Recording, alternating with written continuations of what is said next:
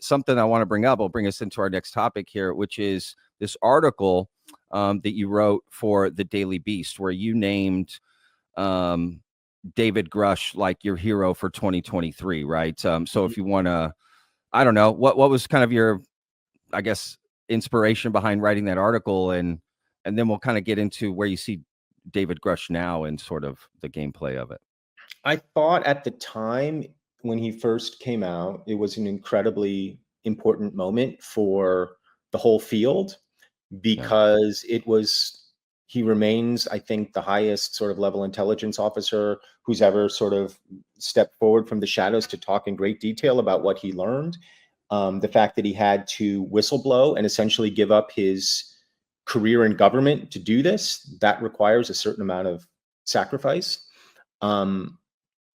His testimony under oath in front of Congress, very impressive. I thought not just what he said, but the fact that he said it, the fact that he came in front of a congressional panel under oath and said the things that he said are startling. Those of us who are more into this community were already aware of everything that he was going to say, but the millions of people who were watching or have subsequently watched his testimony, most of them almost certainly were not.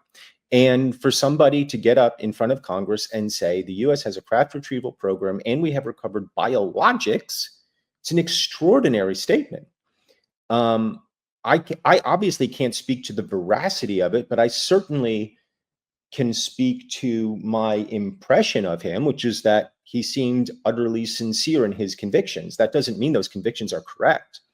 And in terms of like, what do I think of him now? My feelings remain unchanged. I wish I was seeing more from him publicly. And I don't know why I'm not.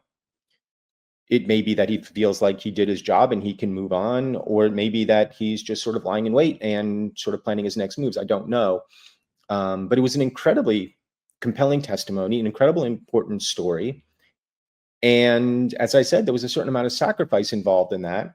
And so, yeah, I thought it was like a really like important American moment.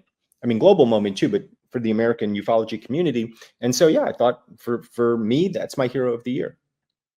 Yeah, no, absolutely, man. Do you think the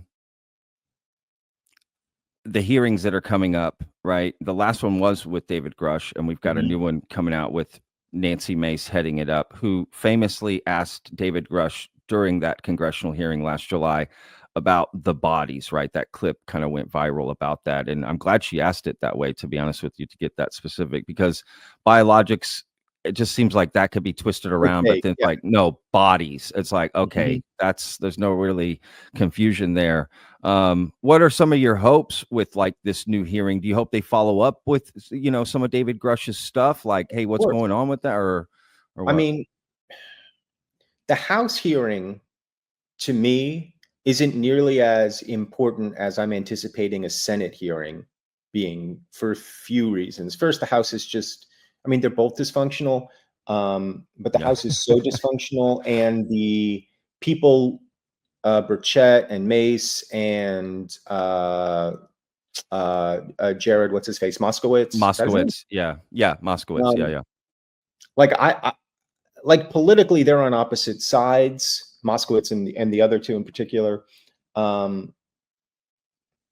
I've been impressed with sort of their bipartisan commitment to this topic. That being said, the Senate side to me is where the real action is, because of the bill that Schumer and Rounds have put out, and the fact that those guys are all in the Gang of Eight. And I feel like these reps in the House just don't have access to the same information as their counterparts in the Senate, just because they're not senior enough.